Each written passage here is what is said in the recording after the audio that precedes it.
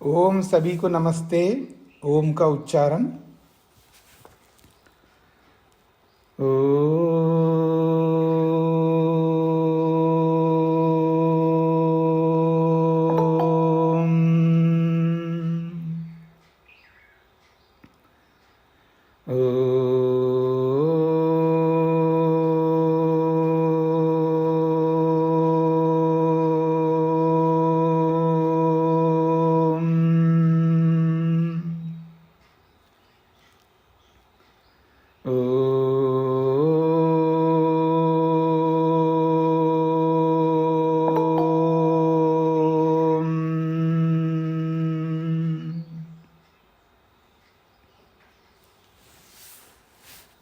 न्याय दर्शन की 224वीं कक्षा है। चौथे अध्याय के प्रथम आहनिक के हमने 36 सूत्र पूरे किए हैं। 37 सूत्र पूरे किए। प्रसंग चल रहा है अलग अलग प्रवाद का। तो जिस प्रवाद को लेकर के कल हमने विचार किया है वो है शून्यवाद। सब कुछ शून्य, कोई वस्तु नहीं है। सर्वम अभावः, सब कुछ अभाव स्वरूप है, क्योंकि भावों में एक दूसरे का अभाव होने से। तो अभाव को मानने वाले का स्वरूप आपने जान लिया है। अब उसका जो खंडन है भाष्यकार अपनी ओर से कर रहे हैं, उसको हमें समझना है। पृष्ठ संख्या 236।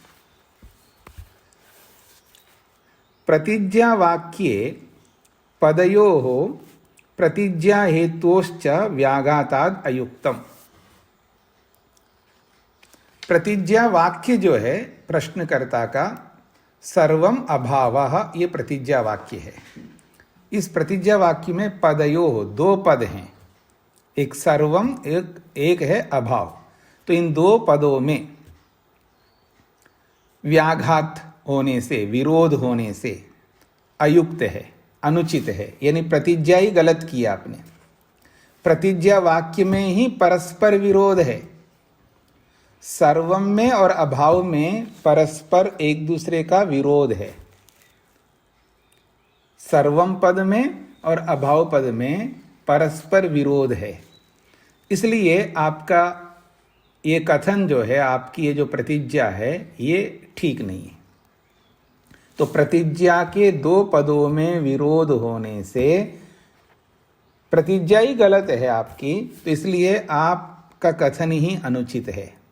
एक बात पकड़ में आ गई।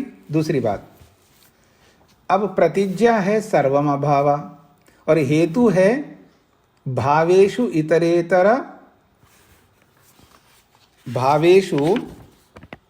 इतरेतर अभाव सिद्धे। तो भावेषु इतरेतर अभाव सिद्धे ये है हेतु उसका, और प्रतिज्ञा है सर्वम अभाव।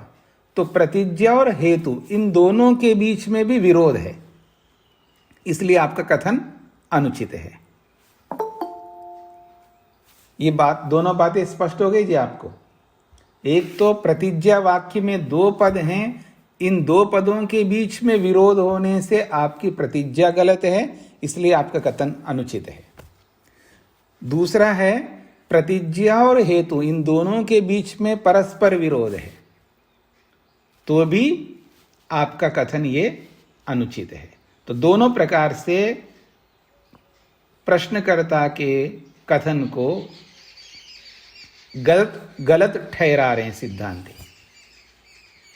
स्पष्ट हो गई ये वाक्य। अब क्या विरोध है वो अब दर्शाएंगे आगे। पहले तो प्रतिज्ञा वाक्य में जो दो पद हैं, इन दोनों पदों के बीच में क्या विरोध है ये दर्शाएंगे। उसके बाद फिर प्रतिज्ञा और हेतु में परस्पर क्या विरोध है ये दर्शाएंगे। ठीक है। अब कह रहे हैं जिसको आपने प्रतिज्ञा के रूप में रखा है सर्वम अभावा, तो इस प्रतिज्ञा में दो पद है, एक सर्वम और एक अभावा। वो कहते हैं जिसको आप सर्वम बोल रहे हो, इस सर्वम शब्द का मीनिंग क्या है, अर्थ क्या है, तो वो समझा रहे हैं। सर्व शब्दस्य अर्था, सर्व शब्द का ये अर्थ है कि अनेकस्य अशेषता, अनेक की संपूर्णता को सर्वम कहते हैं। जब सर्वम बोलते हैं तो वहां अनेकों की संपूर्णता बताया जा रहा है, यानी कुछ बचा नहीं है, सबको ग्रहण कर लिया, उसमें अनेकों को उसमें प्रस्तुत कर दिया, उस अनेक में कोई चीज बचे ना रहे। जैसे मैं ये कहूं आपको कि वहां कौन है जी, वहां बहुत सारे लोग हैं जी,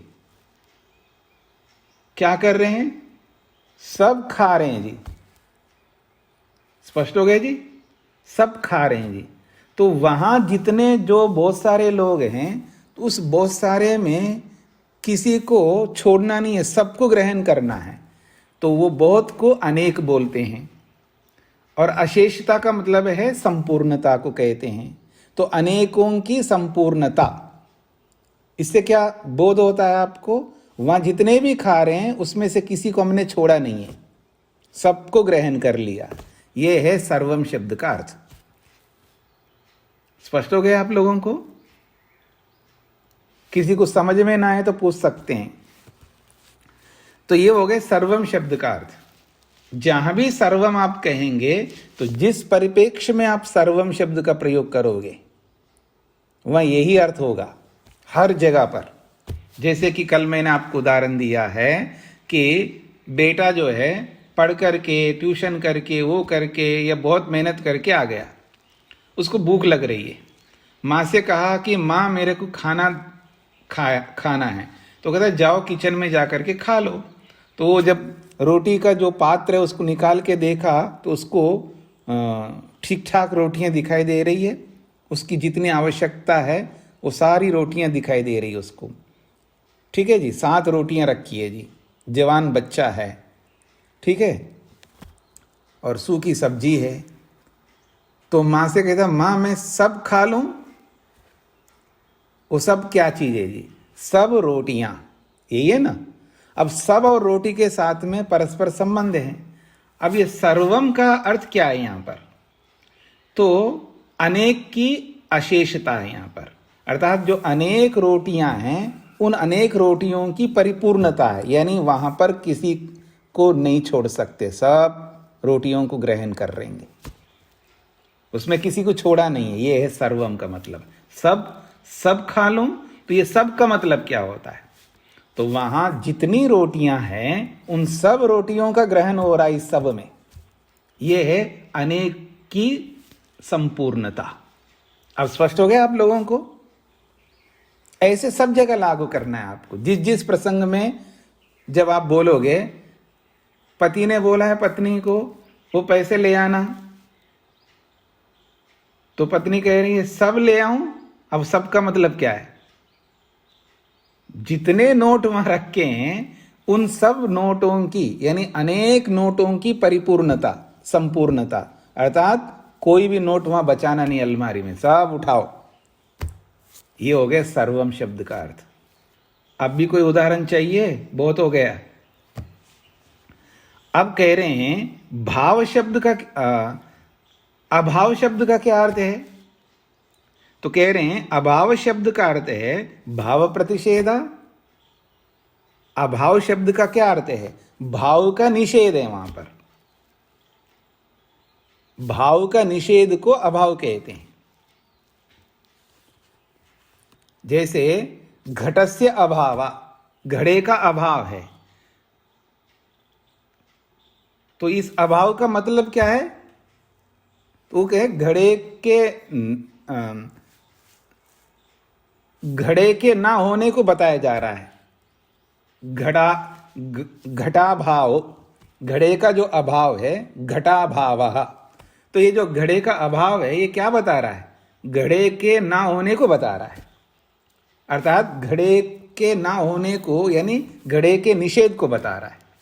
तो अभाव शब्द किसको बताता है, तो कहते हैं भाव प्रतिषेध, वो भाव का प्रतिषेध करता है, यानी होने को नकारता है। अभाव शब्द होने को नकारने वाला है। स्पष्ट हो गए जी? अब इन दोनों शब्दों की स्थिति को बता रहे हैं।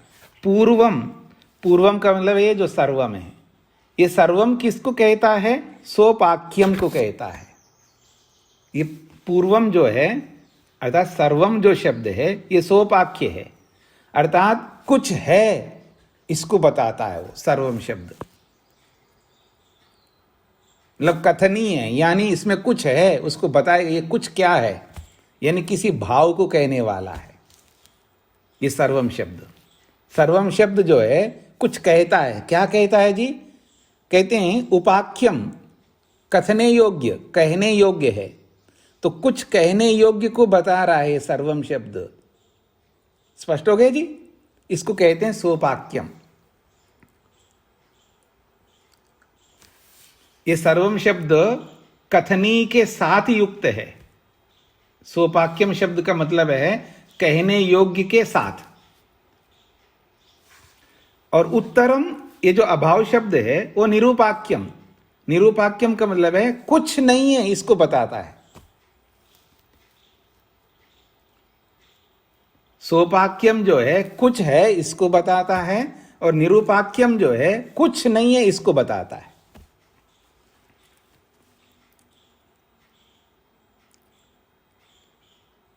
अब स्पष्ट हो गए जी दोनों शब्दों का अर्थ? अब एक बात बताइए, कुछ है को कुछ नहीं है कैसे बना सकते हो आप? बोलो। पहले तो आप कुछ है बोल रहे हो, फिर उसके बाद कुछ नहीं बोल रहे हो, ये कैसे हो सकता है? सर्वम का अर्थ है कुछ है, फिर बाद में बोला अभावा। कुछ है बोल करके कुछ नहीं है बोलना, ये कैसे संभव हो सकता है? आपके प्रतिज्ञा वाक्य में ये विरोध आ रहा है। स्पष्ट हो रहा है जी? सर्वम का अर्थ होता है कुछ है, और अभाव का अर्थ होता है कुछ नहीं है। तो कुछ है बोल करके कुछ नहीं बताना, ये तो आपके कथन में ही विरोध आ रहा है। तो प्रतिज्ञा में गलती है, आपकी प्रतिज्ञा ही गलत बताई आपने। तो प्रतिज्ञा में दोष दिखा रहे हैं यहां पर। तो कहते हैं तत्र समुपाख्यमानं कथम निरूपाख्यम अभावः स्यादिति। तत्र समुपाख्यायमानं,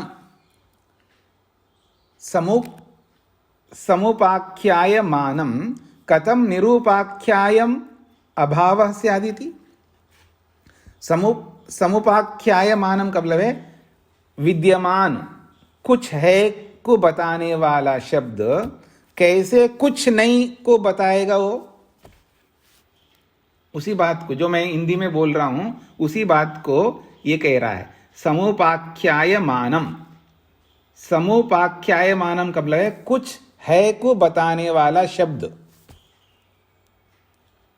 कथम निरूपाख्यम, कथम निरूपाख्यम का मतलब है कुछ नहीं है इसको कैसे बोलेगा वो, और अर्थात अभाव को कैसे बोलेगा वो। निरूपाख्यम का मतलब अभाव है। तो ये सर्वम कुछ है को बताता है, और उसको आप अभाव के रूप में कैसे उसको प्रस्तुत कर सकते हो, ये इसका अभिप्राय है। उसी को खोल के समझा रहे हैं। न जातु अभावो निरूपाख्यो अनेकतया अशेषतया शक्य प्रतिज्ञातुम इति। न जातु अभाव, अभाव जो है ये निरूपाख्य है। अभाव का मतलब है कुछ नहीं है इसको कहता है। अभाव शब्द जो है इसका मीनिंग है कुछ नहीं है इसको बताता है। तो जो कुछ नहीं है ये जो बताने वाला शब्द है, ये अनेक अशेषता को कैसे बता सकता है? अनेकों की संपूर्णता को कैसे प्रस्तुत करता है? जो कुछ नहीं है वाला शब्द है वो अनेकों की संपूर्णता को कैसे कह पाएगा? ये बात पकड़ में आ रही है आप लोगों को? स्पष्ट हो रही है? जब कुछ है ही नहीं है तो वहां अनेक कहां से आएगा, और फिर वो उस अनेक की संपूर्णता को कैसे कहेगा वो, जब कुछ है ही नहीं है? तो इसलिए ये जो अभाव है ये अनेकों की परिपूर्णता को नहीं बता सकता। अभाव शब्द अनेकों की विद्यमानता को नहीं बता सकता।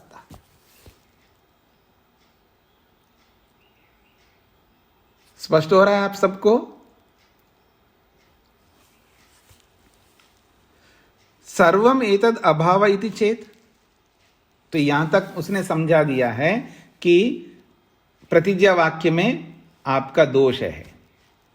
फिर वो प्रश्नकर्ता कहता है नहीं, आप सर्वम को अलग देख रहे हो, अभाव को अलग देख रहे हो, और अलग देख करके दोनों का खंडन कर रहे हो। ऐसा मत करो, हमारे को इतना भी हम असमझदार हो ऐसा मत समझो। आप ऐसा देखो ना हमारे सर्वम और अभावा को, इस अभाव का विशेषण मानो उस सर्वम को। आपने पहले सर्वम को अलग रखा और अभाव को अलग रखा और हमारा खंडन कर दिया आपने। तो इतना कमजोर मत समझो हमको, इतना हम ऐसे बिल्कुल कुछ नहीं है ऐसा मत समझिएगा। आप इस सर्वम को विशेषण बना दीजिएगा अभाव का। तो सर्वम एतद अभावा, अभाव को ही अभाव का विशेषण है सर्वम, यानी कुछ नहीं है, बस इतना ही अर्थ निकलता है इसका। सर्वम अभाव का मतलब है कुछ नहीं, ऐसा अर्थ निकलता है इसका। यदि ऐसा हम कहें तो अर्थात सर्वम को अभाव का विशेषण मान करके हम कहना चाहते हैं, तो आप इन दोनों को अलग अलग रख करके हमारा मत खंडन करो, ऐसा प्रश्नकर्ता कह रहा है। ये बात स्पष्ट हो गई जी आप लोगों को? तो अब उसका समाधान कर, यदि इदम सर्वमिति मन्यसे तद अभावा। वो सिद्धांति कह रहे हैं यदि इदम सर्वमिति मन्यसे तद अभावा, ये जो सर्वम को अभाव के साथ जोड़ करके विशेषण बना करके आप बोलना चाहते हो, एवं चेत, तब भी आप उसको विशेषण बना करके भी बोलो, तब भी अनिवृत्तो व्याघाता, आपका विरोध जो है, आपका व्याघात जो है फिर भी नहीं हट पाएगा। सर्वम और अभाव का विशेषण भी बना लो तो भी आपका ये विरोध जो है सर्वम और अभाव के बीच में विशेषण और विशेष्य का जो आप संबंध जोड़ करके बोल रहे हो, तो भी विशेषण और विशेष्य में फिर भी विरोध रहेगा, ये कहना चाहते हैं। कहते हैं एवं चेत अनिवृत्तः व्याघातः, व्याघात का मतलब विरोध, और एवं चेत का मतलब है आपने उसको विशेषण बना दिया है, तो भी अनिवृत्त व्याघातः, ये विरोध हटेगा नहीं, विरोध फिर भी बना रहेगा।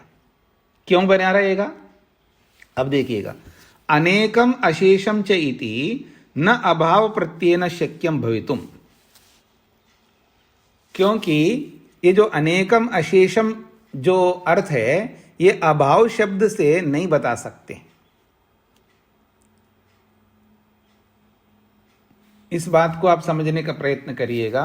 ये जो सर्वम शब्द का जो अर्थ है वो अगर आपको समझ में आएगा तो ये अनेकम अशेषम जब जब आएगा तब तब आपके दिमाग में समझ में आ जाएगा। नहीं तो ये अनेक और अशेष शब्द को देख करके आप चकरा नहीं जाएंगे, क्योंकि सर्वम शब्द का मीनिंग पहले दिमाग में बिठाइएगा। सर्वम किसको कहते हैं ये बता दिया था ना आपको, अनेक की तो वहां पर जो प्रसंग है वहां पर वृत्तियों को रोकना योग बताया है। अब वृत्तियों को रोकना योग बताया है, तो अगर वहां पर विशेषण जोड़ते हम लोग, सर्वम सर्ववृत्ति निरोधा ऐसा विशेषण जोड़ते हैं, तब वहां पर योग का अर्थ केवल असंप्रज्ञा समाधि सिद्ध होगी। केवल असंप्रज्ञा समाधि को ही योग कहा जाएगा यदि सर्व शब्द को जोड़ते हैं तो। वहां सर्व शब्द को जोड़ा नहीं सूत्र में, इससे यह पता लगता है कि संप्रज्ञात में जो वृत्ति होती है भी उसको योग स्वीकार कर लिया जाएगा। इसलिए वहां दोनों समाधियों को स्वीकार करेंगे वहां पर, क्योंकि वहां सूत्रकार ने सर्व शब्द को जोड़ा नहीं है। अगर सर्व शब्द जोड़ देते सूत्रकार तो फिर वहां योग का अर्थ क्या है, तो असंप्रज्ञात ही योग माना जाता, और संप्रज्ञात फिर योग के अंतर्गत नहीं आ सकता, क्योंकि असंप्रज्ञात समाधि में ही सब वृत्तियां रुकती है। तो सब वृत्तियां रुकती का मतलब कोई वृत्ति नहीं रहती वहां पर, क्योंकि वो निरुद्ध अवस्था है। निरुद्ध अवस्था का मतलब है वहां पर मन का कार्य समाप्त हो गया, मन काम नहीं कर रहा है, क्योंकि मन करता है काम वृत्तियों के आधार पर। समझने का प्रयत्न करना, मन का जो कार्य है वो वृत्ति के आधार पर चलता है। अब जब वृत्ति नहीं है तो मन का काम बंद, इसलिए उसको निरुद्ध अवस्था कहते हैं। तो उस निरुद्ध अवस्था में कोई वृत्ति नहीं चल रही होती है, अर्थात सर्ववृत्ति निरोध है वहां पर, उसको योग कहते हैं। तो केवल असंप्रज्ञात समाधि ही योग माना जाता। अब वहां सूत्रकार ने सर्व शब्द को जोड़ा नहीं है, इसलिए वहां पर संप्रज्ञात समाधि भी योग के अंतर्गत आ जाती है। वृत्ति के होते हुए भी संप्रज्ञात समाधि भी योग के अंतर्गत आ जाती है, ऐसा समझाने के लिए वहां पर बोला है। उसका इस यहां पर कोई संबंध नहीं है। उस सर्व शब्द का जो वहां पर भी सर्व का मतलब है सब वृत्तियों को लिया जा रहा है। तो यहां पर भी सर्व शब्द का अर्थ है सब, जो यहां का कथन के अनुसार है, क्योंकि सर्व शब्द का अर्थ ही समस्त चीजों को, उस प्रसंग में वृत्तियां हैं तो वृत्तियां सारी वृत्तियों को, तो सर्व का अर्थ है अनेक वृत्तियों की संपूर्णता। वहां सर्व शब्द का अर्थ है अनेक वृत्तियों की संपूर्णता, अर्थात कोई भी वृत्ति बची नहीं है, इसको सर्व शब्द से कहा जाएगा। वही अर्थ इस रूप में देखेंगे तो यहां पर भी वो अर्थ निकल के आएगा। अब बोलिए, आप क्या पूछना चाहते हैं? जी वही देख रहा था स्वामी जी, वहां पे एक वृत्ति का अभाव कह दिया, वो योग हो गया, वो हम बोल रहे थे संप्रज्ञात समाधि हो गई है। और उसको आगे और आगे जाने गहराई में लेके जाते हैं, सर्व वृत्ति निरोध, सभी वृत्तियों का अभाव, तो उससे असंप्रज्ञात में पहुंच गया जी। सर्व को विशेषण वहां लगा दिया तो असंप्रज्ञात में। तो इसी तरह यहाँ पे मैं कह रहा था कि ये सर्वम अभाव, सर्वम को विशेषण लेके ये स्टेटमेंट दे रहा है, तो इसमें कहाँ गलती हो गई फिर? हाँ, अब आप आपकी समझ से समझ में आ रही है। आप सर्वम शब्द का मीनिंग नहीं समझ रहे फिर, क्योंकि आप वहां पर वो जो वृत्ति निरोध आदि सबको मत देखिएगा, आपको केवल सर्वम शब्द का मीनिंग समझना है। सर्वम शब्द का मीनिंग क्या है? सर्वम शब्द का मीनिंग है कि जहां कुछ चीजें हैं और वो चीज अनेक हैं, मतलब एक नहीं है, अनेक हैं, तो उन अनेक चीजों को हमको बताना है। उन अनेक चीजों को बताना है तो उसके लिए एक शब्द है सर्वम। अब उन अनेक चीजों को जब सर्वम शब्द बता रहा है तो वो जो अनेक है उसमें से एक को भी छोड़ना नहीं है। जी। वो अनेक, जितने भी अनेक है, मान लीजिए 50 है, उन 50 को लेना है। तो इसको कहते हैं 50 पूर्ण है। 50 पूर्ण है तो अशेष का अर्थ है पूर्णता, तो उस अनेक की पूर्णता को बता रहा है। अर्थात 50 है तो 50 पूर्ण रूप से है यहां पर। तो ऐसे ही यहां सर्वम शब्द का अर्थ होता है अनेक की संपूर्णता, अर्थात जितने भी है उन सबको ग्रहण कराता है, अर्थात अनेक की पूर्णता, यानी अनेक परिपूर्ण है, अर्थात अनेक जितने भी अनेक है वो सब इसमें ग्रहण हो रहा है। ये सर्वम शब्द का अर्थ है। ठीक है। अब उस सर्वम शब्द को अभाव के साथ अब जोड़ेंगे तो अभाव का क्या अर्थ होता है? अभाव का अर्थ होता है कुछ नहीं, कुछ नहीं। जी। कुछ नहीं। अब ये कुछ नहीं में सर्वम शब्द का अर्थ नहीं निकलता है।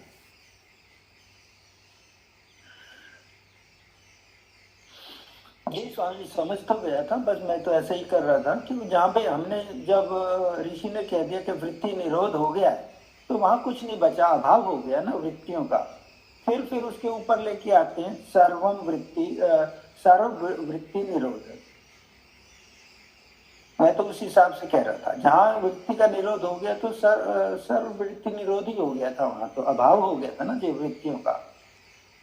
देखिए, वृत्तियों का अभाव, क्योंकि जब जो संप्रज्ञात समाधि हम करते हैं, संप्रज्ञात समाधि में सब वृत्तियों का अभाव नहीं होता है।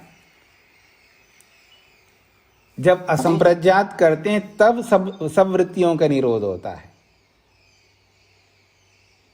ठीक है, तो असंप्रज्ञात जब समाधि लगती है सब प्रकार की वृत्तियों का निरोध होता है।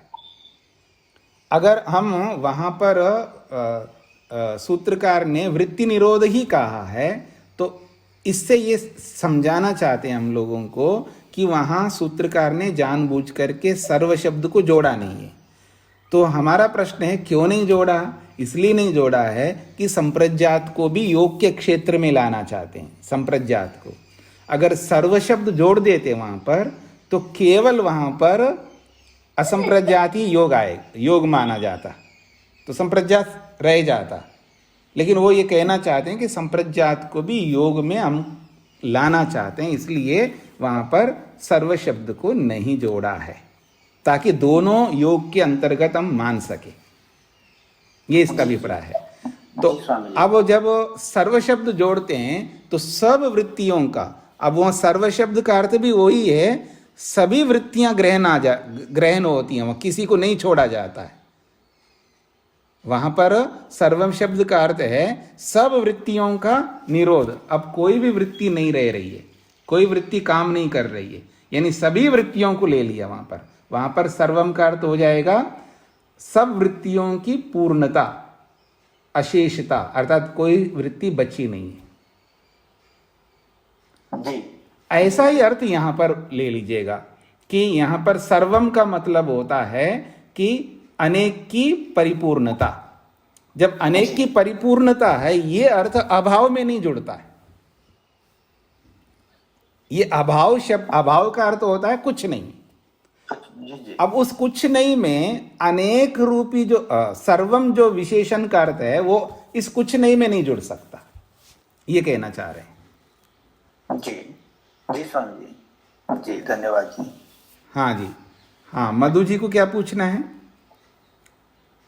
स्वामी जी नमस्ते जी। स्वामी जी, मुझे एक बात ये नहीं समझ आ रही, उसने सर्वम कहा और अभाव कहा, कुछ भी नहीं है, सब चीज का अभाव है, नथिंग है ना। तो फिर वो बात करने वाला भी तो है, वो तो सर्वम में नहीं आएगा क्या? और जिससे बात कर रहा है वो भी सर्वम में नहीं आएगा क्या? सर्वम अभाव, तो सर्वम अभाव में तो फिर बात करने वाले भी नहीं होने चाहिए ना। हाँ, ये तो प्रश्न यही खत्म हो जाता है। अब ये समस्या जो हमको आती है ना, इसलिए मैं अनेक बार बोलता हूं, हम प्रश्नकर्ता को प्रश्नकर्ता के रूप में नहीं देखते हैं, हम अपना उत्तर को जोड़ करके देख रहे हैं, इसलिए परेशानियां होती है। इसका देखिएगा, वो तो आप उत्तर दे रहे हो, अब उत्तर मत दीजिएगा। आप प्रश्न को उत्तर के साथ जोड़ करके कैसे देख सकते हो? प्रश्नकर्ता तो पूछेगा ही, वो प्रश्नकर्ता कुछ भी बोलेगा, उसका समाधान हम करेंगे ना। ठीक है। तो आप में से अनेक बार यही भूल कर करके आप परेशान होते रहते हैं, सामने वाले की बात को सामने वाले के रूप में नहीं समझ पा रहे हैं। इसका समाधान आपको मेरे आज का जो न्याय दर्शन का पाठ हुआ है प्रातःकाल, उसको आप सुनिएगा। जी ठीक है। सब लोगों से मैं आग्रह करता हूं, आज का जो न्याय दर्शन का पाठ हुआ है, उस पाठ को आप जरूर सुनिएगा, तो इसका समाधान भी आप लोगों को हो जाएगा। वो मिलेगा कहाँ?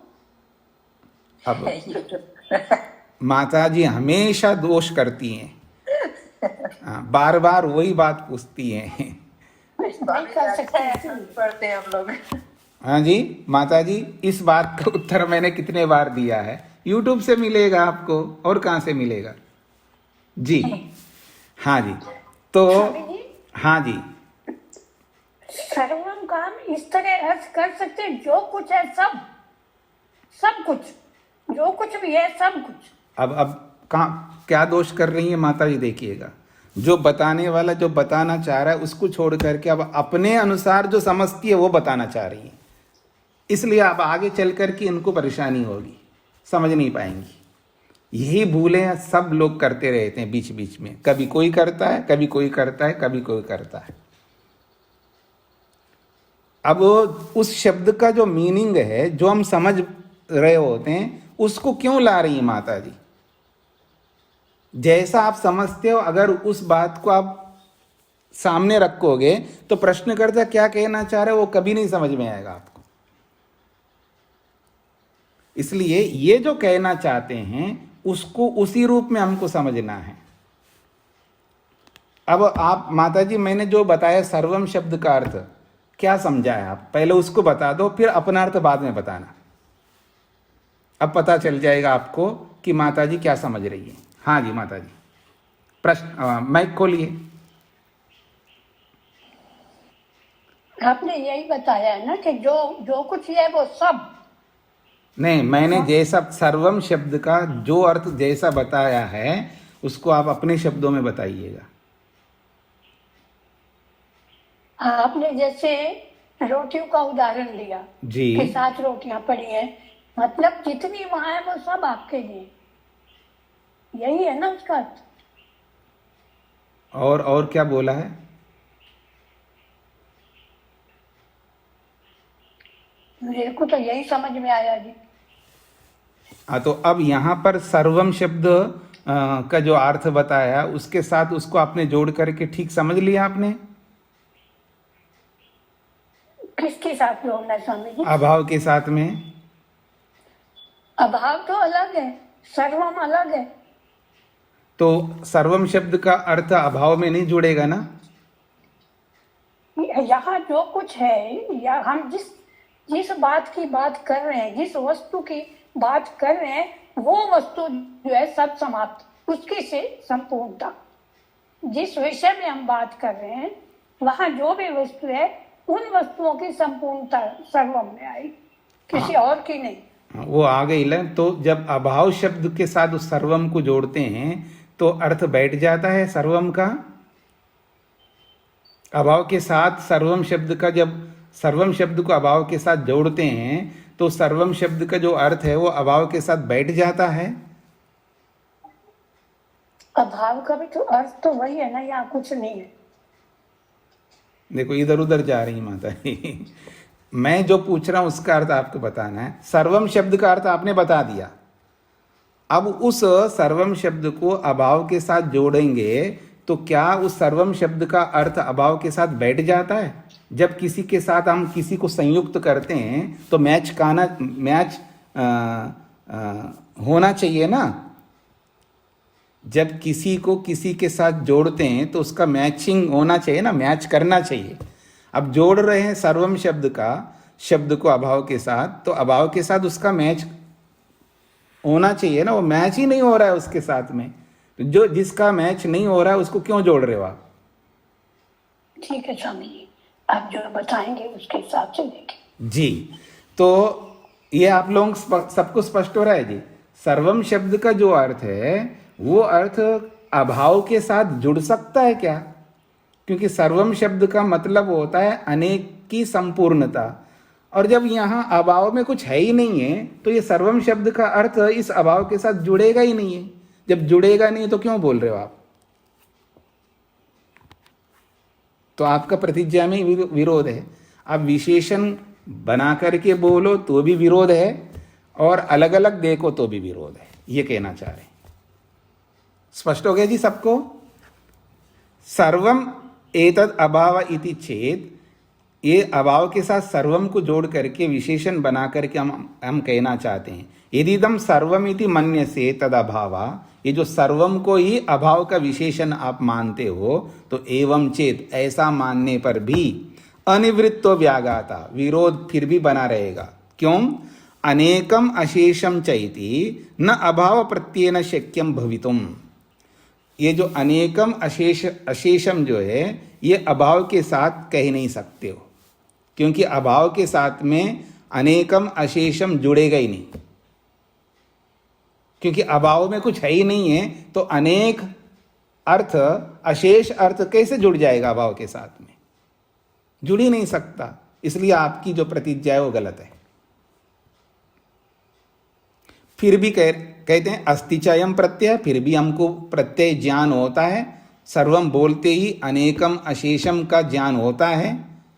सर्वमिति सर्वम ऐसा कहने से अयम प्रत्यय, ये ज्ञान हमको होता है ना, कौन सा ज्ञान, अनेकम और अशेषम का ज्ञान होता है। तस्मात् न अभावा, इसलिए अभाव नहीं है,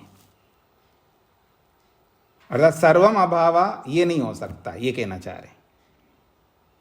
यहां तक पहुंच गए जी आप लोग।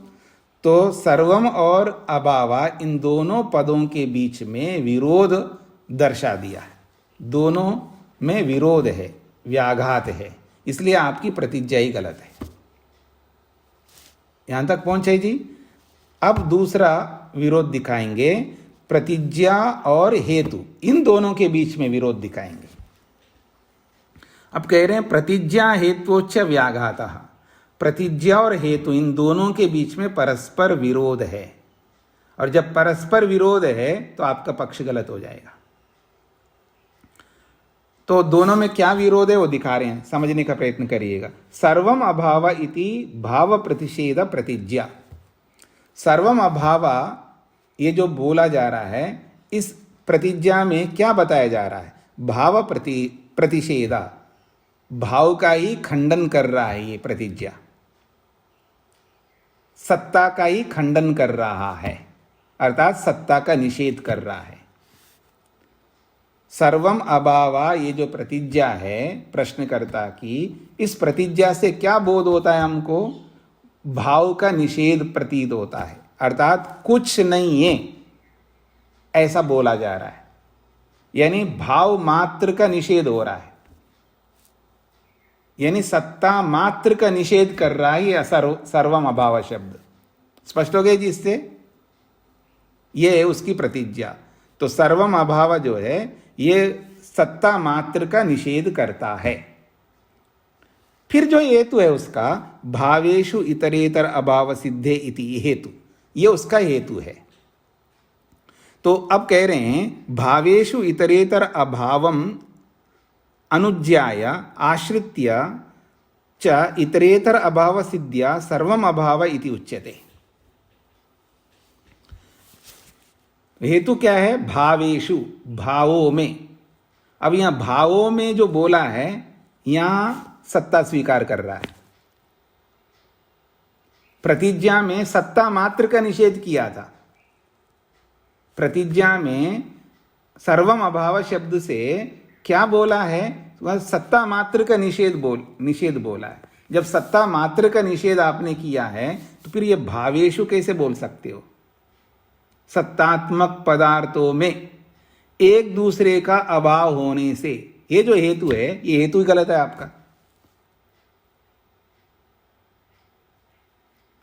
और अनुज्ञाय का मतलब है भाव को स्वीकार करके, आश्रित्या उसको आधार बना करके, फिर बोल रहे हो इतरेतर अभाव, एक दूसरे का अभाव होने से, इसलिए सर्वम अभाव ऐसा आप कह रहे हो।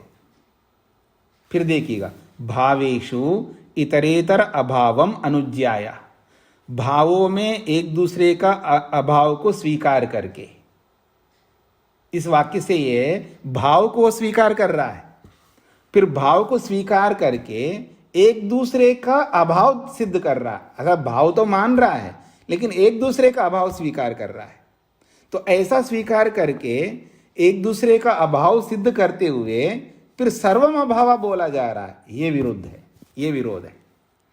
भाव को स्वीकार करके, हेतु में भाव को स्वीकार करके एक दूसरे का अभाव दिखाते हुए भाव मात्र का खंडन कर रहे हो, ये तुम्हारा हेतु गलत है।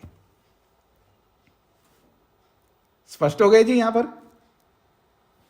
यदि सर्वम अभावा जो आपकी प्रतिज्ञा है ये सही है, तो भावेषु इतरेतर अभाव सिद्धे ये गलत होगा, आपका हेतु ही गलत है, अर्थात न उपपद्यते, हेतु सिद्ध नहीं होगा, हेतु गलत है आपका। यदि आपकी प्रतिज्ञा सही है तो हेतु गलत है आपका।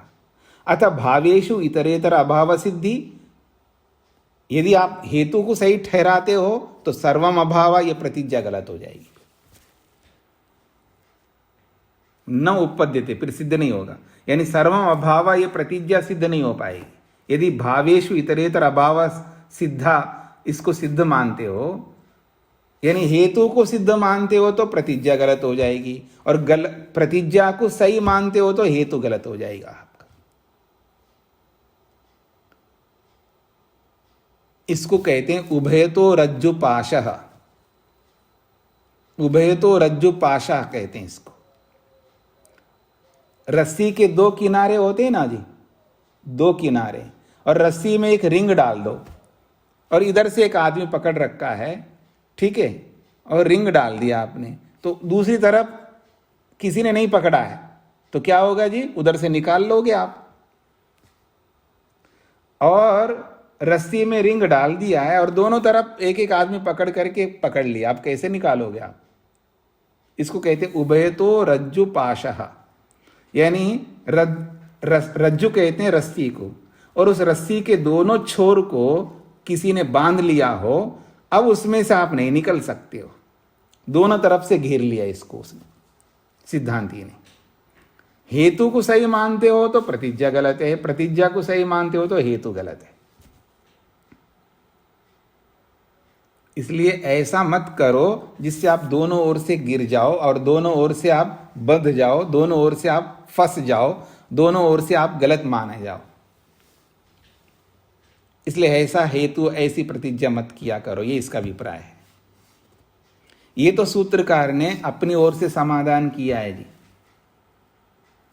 सूत्रेण च अभिसंबंधा, मेरा ये जो समाधान है ये मेरा अपना स्वतंत्र नहीं है, सूत्र के साथ मेरा ये जो कथन है जुड़ा हुआ है, ऐसा मत समझना मेरा स्वतंत्र कथन है ये, सूत्र के साथ ही मेरा ये कथन जुड़ा हुआ है। तो कह रहे हैं सूत्रेण च अभिसंबंधा, सूत्र के साथ ये जो मेरा समाधान है वो जुड़ा हुआ है, सूत्र से अलग नहीं है, यानी सूत्रकार के मंतव्य से मैं अलग नहीं बोल रहा हूं, उसी के मंतव्य के अनुरूप बोल रहा हूं, ये भाष्यकार कहना चाह रहे हैं। अब सूत्रकार निषेध कर रहा है, सर्वम अभावा भावेषु इतरेतर अभाव सिद्धे, ये जो प्रश्नकर्ता ने अपने सिद्धांत को रखा है, अब सूत्रकार अपनी ओर से उसका समाधान कर रहे हैं। अभी तक जो समाधान हमने पढ़ा है ये भाष्यकार का समाधान है, अब सूत्रकार का समाधान पढ़ेंगे।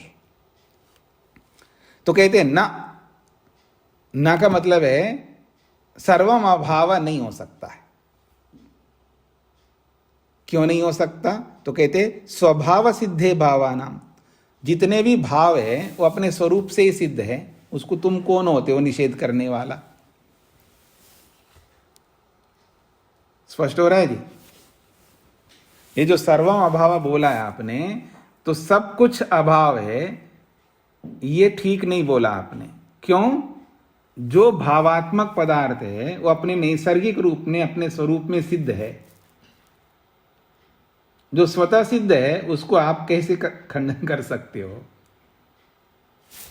कहते हैं स्वभाव सिद्धे भावानाम, जो भाव है, सत्तात्मक पदार्थ है, वो स्वाभाविक रूप से सिद्ध है, वो अपने आप सिद्ध है, उसको सिद्ध करने की कोई आवश्यकता नहीं है। स्पष्ट हो रहा है जी? जो भाव है, जिसकी सत्ता है, वो अपने आप सिद्ध है, सब जानते हैं, सबको प्रत्यक्ष है, उसको आप अभाव के रूप में सिद्ध नहीं कर सकते। इसलिए जितने भी सत्तात्मक पदार्थ हैं वो अपने स्वाभाविक रूप से सिद्ध है।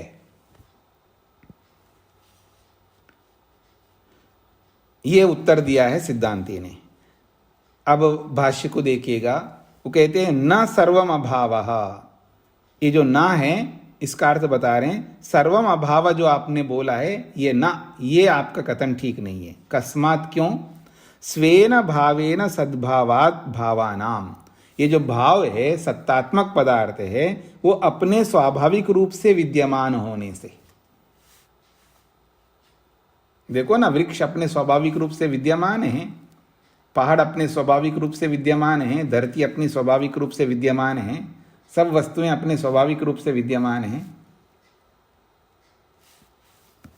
स्वेन धर्मेण भावा भवन्तीति प्रतिज्ञायते, ये जाना जाता है कि जितने भी भाव है, जितने भी पदार्थ है वो अपने धर्म से स्वाभाविक रूप से वो विराजमान है, ऐसा प्रतिज्ञायते जाना जाता है।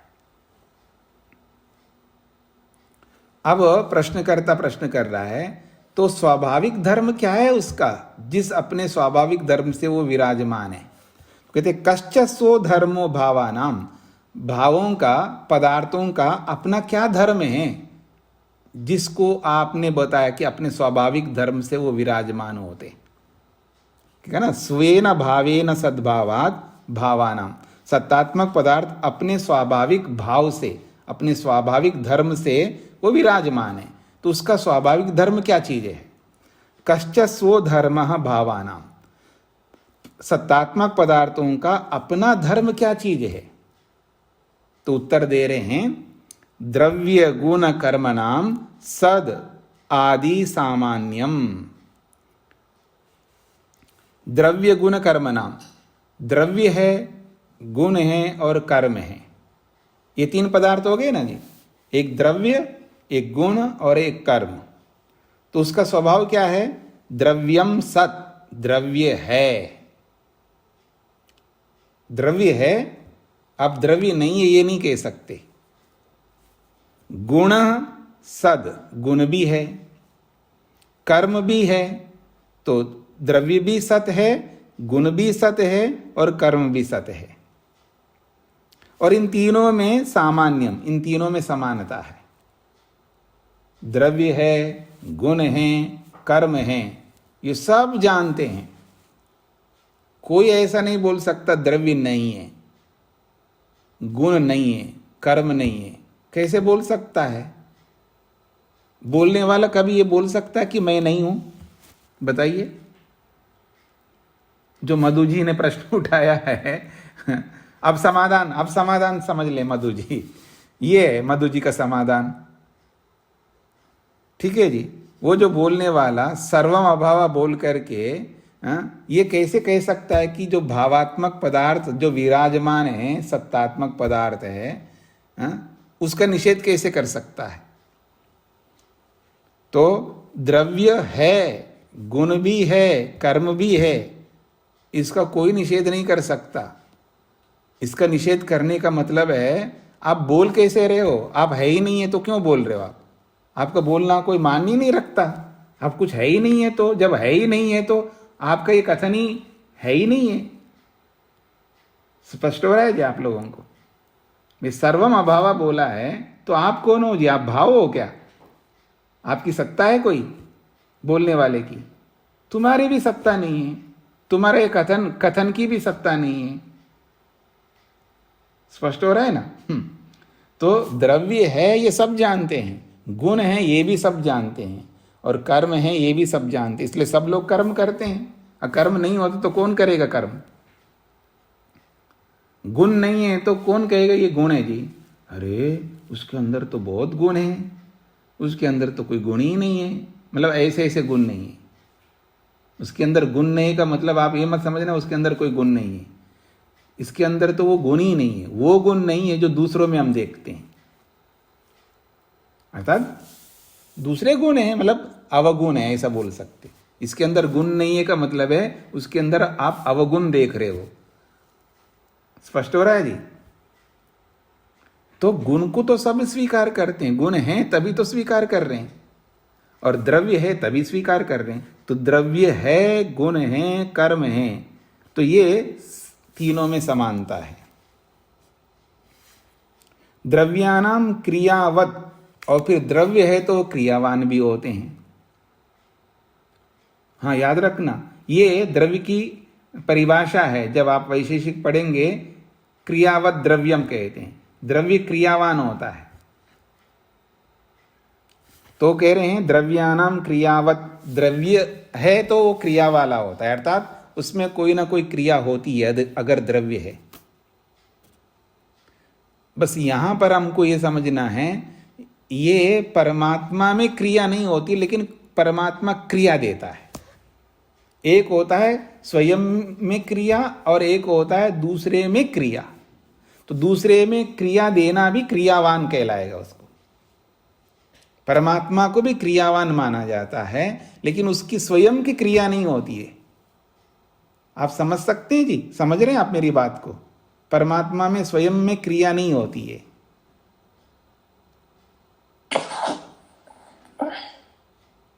कोई बता सकता है इसका समाधान? परमात्मा में स्वयं में क्रिया क्यों नहीं होती है? हाँ जी, रूप जी बताइए।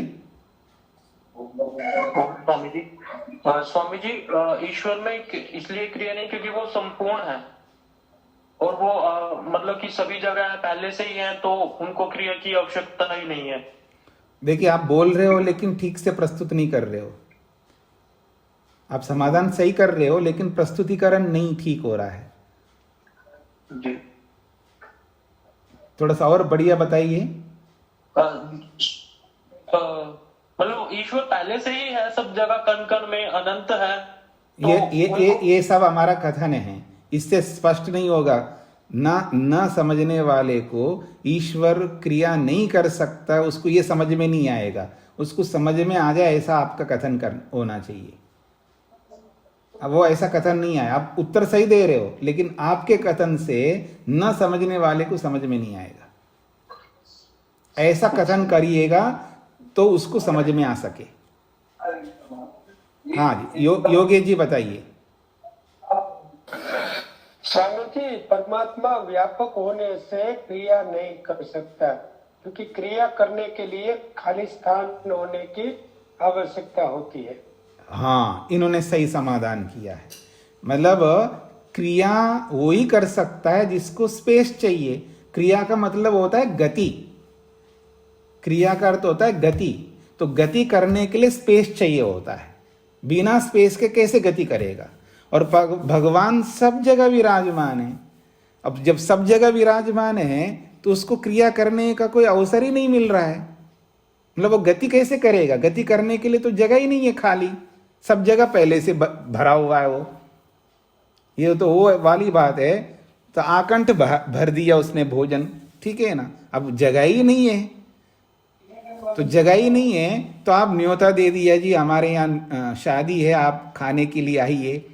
अब पूरा भरा हुआ है, अब कैसे आ सकता है वो? तो ऐसे ही भगवान सब जगह पहले से भरा है।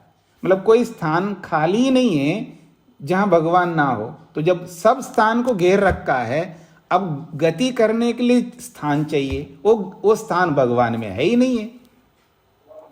यानी भगवान में नहीं है ना, बोल भगवान के लिए खाली स्थान दिख ही नहीं रहा है तो कैसे गति करेगा?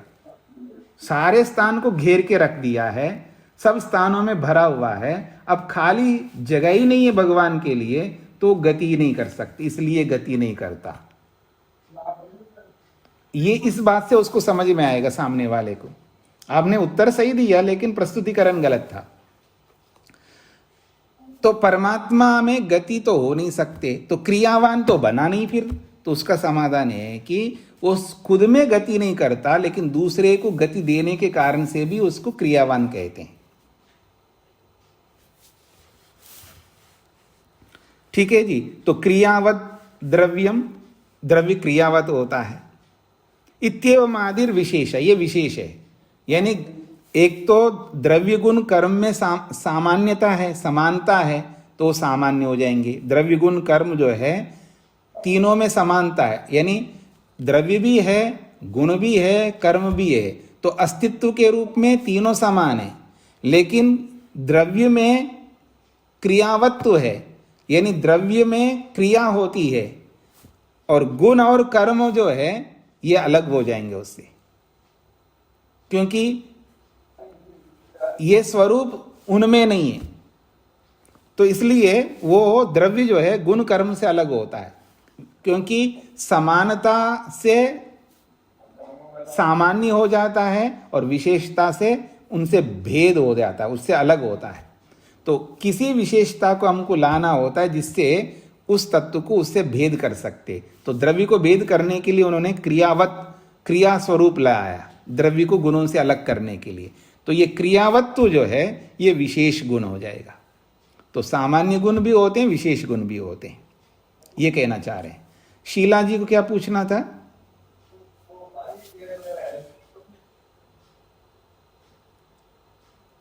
अच्छा, वो उत्तर देने के लिए शायद उन्होंने हाथ खड़ा किया होगा, ठीक है।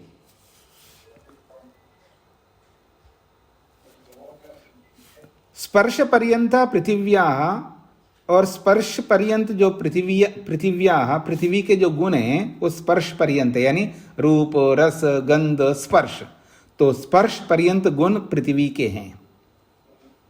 प्रत्येकम च अनंत भेदः, तो पृथ्वी के अंदर स्पर्श पर्यंत गुण हैं, और जल में जो है रूप पर्यंत, यानी यूं कहिएगा जल के गुण अलग है, जैसे रूप रस गंध और स्पर्श, ये 4 गुण उसमें हैं, और गंध को छोड़ करके बाकी 3 गुण जल में हैं। फिर अग्नि पे आएंगे तो गंध को और रस को छोड़ करके बाकी 2 गुण अग्नि में हैं। तो ये एक दूसरे को भेद कर रहे हैं। जब गुणों को देखेंगे उसके अंदर, तो स्पर्श पर्यंत जो पृथ्वी के गुण हैं, तो 4 गुण पृथ्वी में दिखाए यहाँ पर। जब जल में आते हैं तो 4 गुण नहीं होंगे, उसमें 3 गुण हो जाएंगे, तो पृथ्वी से वो अलग हो जाएगा। पर ऐसे ही जब अग्नि में आएंगे तो अग्नि में 2 गुण हैं, गंध अलग कर दो, रस अलग कर दो, तो फिर रूप और स्पर्श हो जाएंगे। तो वो फिर उन 2 चीजों से पृथ्वी और जल से अग्नि पृथक हो जाएगी। तो कह रहे हैं प्रत्येकम च अनंतो भेदा, फिर एक एक को इस तरह देखेंगे, जितने भी द्रव्य हो जाएंगे तो उसके भेद प्रभेद जो है बढ़ते बढ़ते अनंत भेद हो जाएंगे। ये कहना चाह रहे हैं। द्रव्यों में समानता भी है और भिन्नता भी है। वो भिन्नता किस रूप में, उसको दर्शाए यहाँ पर इन्होंने, विशेष धर्म को, विशेष गुण को ला करके। तो ये द्रव्य गुण कर्म तीनों में समानता भी दिखाया है और विशेषता भी दिखाया है। तो द्रव्य की विशेषता दिखाया, ऐसे गुण की विशेषता भी दिखा सकते हैं, ऐसे कर्म की विशेषता भी दिखा सकते हैं। एक को दिखा करके छोड़ दिया है। फिर आइए सामान्य विशेष समवायानाम। वो 3 पदार्थ हो गए ना, द्रव्य गुण कर्म 3 पदार्थ हैं। इन तीनों में समानता भी दिखा दिया और विशेषता भी दिखाया। ये समझ में आ गया आप लोगों को? द्रव्यों में, गुणों में और कर्मों में समानता है। क्या समानता है? तीनों का अस्तित्व है, तीनों का होना, तीनों में समानता है। और तीनों में भेद क्या है? तीनों अलग अलग कैसे हैं? द्रव्य का स्वभाव अलग है, गुण का स्वभाव अलग है, कर्म का स्वभाव अलग है, इसलिए तीनों में भेद भी है। यहां तक स्पष्ट हो गया जी? अब आइएगा बाकी बचे हुए 3 पदार्थ, सामान्य विशेष और समवाय। अच्छा, समय हो गया आपका? हो समय पर ध्यान नहीं दिया है, समय बढ़ता जा रहा है। तो यहीं तक ही रखते जी हम लोग। तो ये सामान्य विशेष समवाय को हम कल समझते हैं, और जितना भी पाठ हुआ इसको अच्छी तरह देख करके आइएगा तो आपको और समझ में आ जाएगा। और आज का जो पाठ है, जो सुबह का न्याय दर्शन का, उसको जरूर आप सुन लीजिएगा, ताकि आपको और स्पष्ट हो जाएगा कि प्रश्नकर्ता जब बोलता है तो क्या हमें ध्यान रखना है, और जब उत्तर दिया जाता है तो क्या ध्यान में रखना है। ओम शांति शांति शांति।